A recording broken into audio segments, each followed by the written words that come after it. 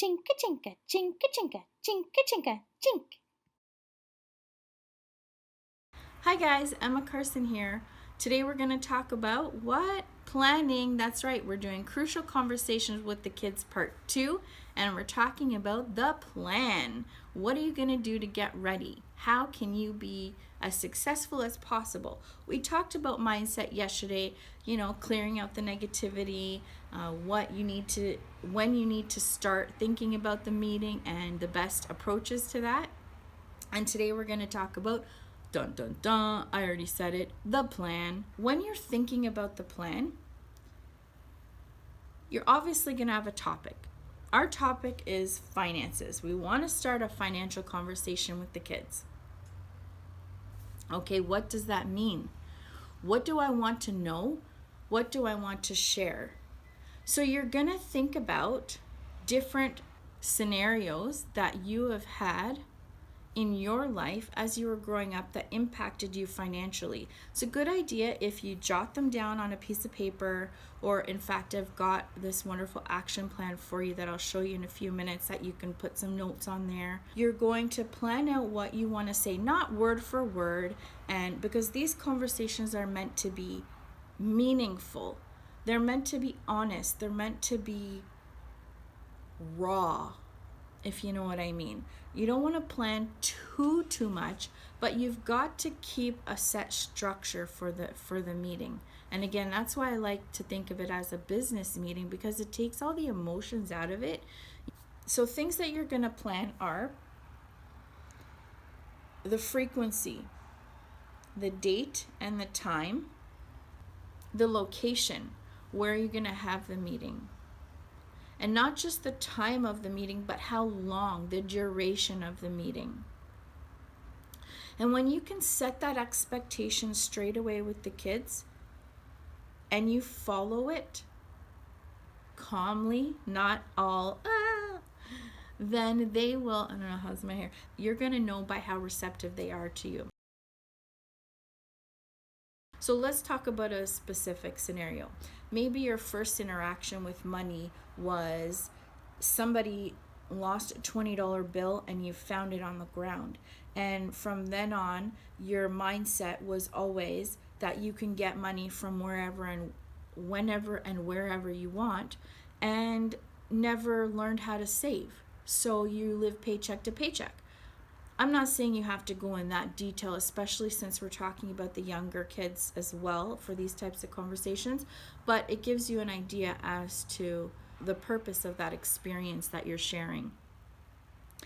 Then you can ask them, so what's your first money memory? And just talk about that. Right? So the planning is to remind you, because things are going to be thrown at you, and the phone might ring, and the emails might be ding ding ding, and text messages coming in, and you've got dinner you have to have in 20 minutes or whatnot. I always recommend, if you're setting a 15-minute meeting, you might want to set it as a 17-minute meeting.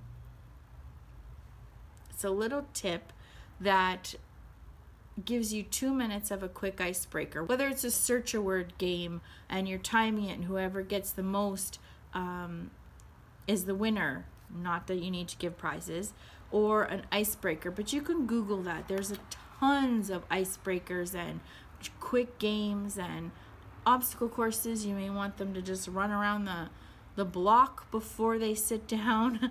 Okay, the block's more than 2 minutes, but you get where I'm going with it. You're going to plan a little bit of the conversation as well. So sharing your experiences, asking about theirs, discussing future meetings, anything that they have questions about. I do recommend the first meeting be no more than 30 minutes. In fact, if you can condense that to 15 minutes, it really will go a long way with the kids' mindset. If you can expand on that meeting later on in a follow-up meeting, maybe next week, great. And then maybe the third week, make it 30-minute meeting. But the first 2 weeks, I would suggest about 15 minutes. You don't want to keep their attention for too long. You want them to leave with a positive feeling, but you don't want to overwhelm them and get into a situation where you're arguing back and forth, which could happen should there something serious need to be discussed. I mean, if it's an urgent matter, of course you're going to have to expand the time, right? And depending how much the kids are talking and liking the meeting, that also sets your time limit. So you could say, okay, listen, I see where the bell's gone off for 15 minutes, but we're really into this conversation right now. How do you feel about talking for another 10 minutes? And again, you're getting their buy-in, you're getting their input, and they might say, yes, great, let's do it.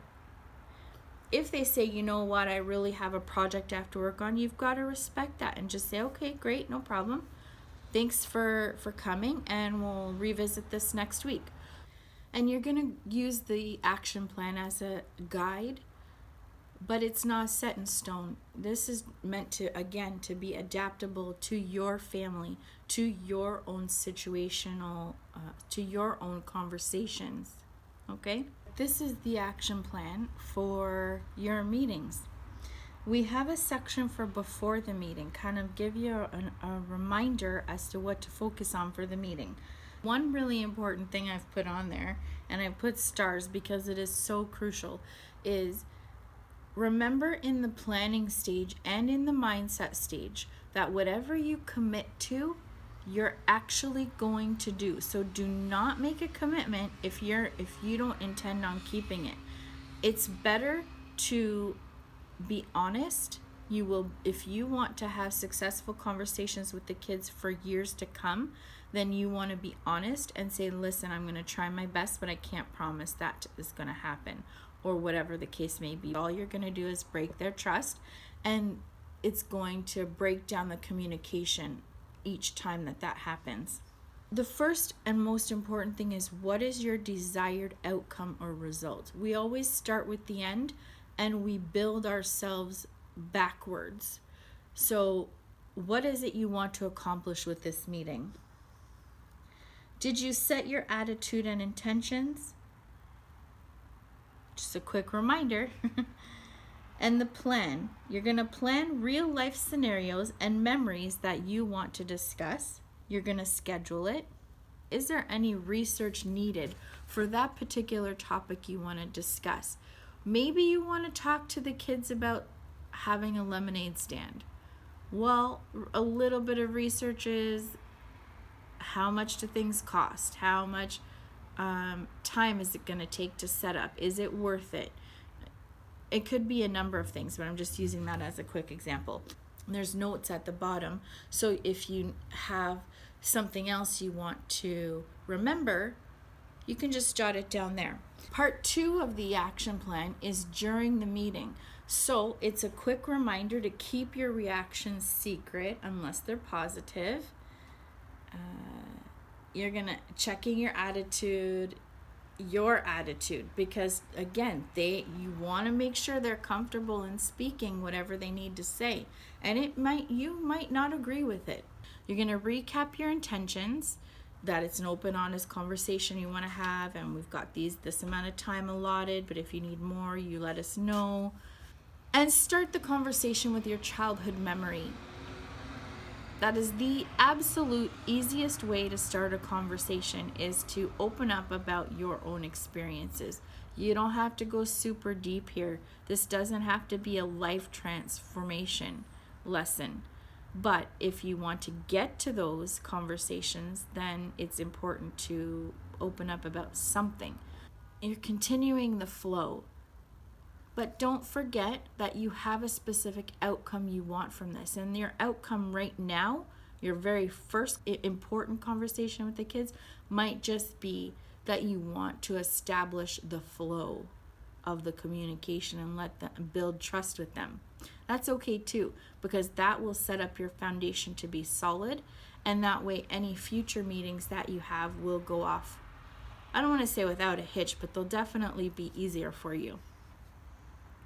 And then again, there's some meeting notes and follow-up. You can just, if you're printing this, you can just turn it over and write more on the back if you need more space. The last page in the action plan, I won't go over it right now because that's actually video 3, is the follow-up. There are things that can be done that help to get you to the next meeting, continue to build the trust, and now you're, instead of the foundation, you're working on the actual first and second levels of a 20-story building, let's say. The foundation is the mindset and the planning. The main level is the actual meeting. And the follow-up and subsequent meetings are everything that happens after that. And that helps to make your building strong. And instead of a building, let's call it a bank. If you have any questions, you can find me in the Kids Money Course Facebook group. Until next time, video number 3, where we talk about the follow-up. Bye for now. Have a great day. Chinka chinka, chinka chinka, chinka chinka, chink.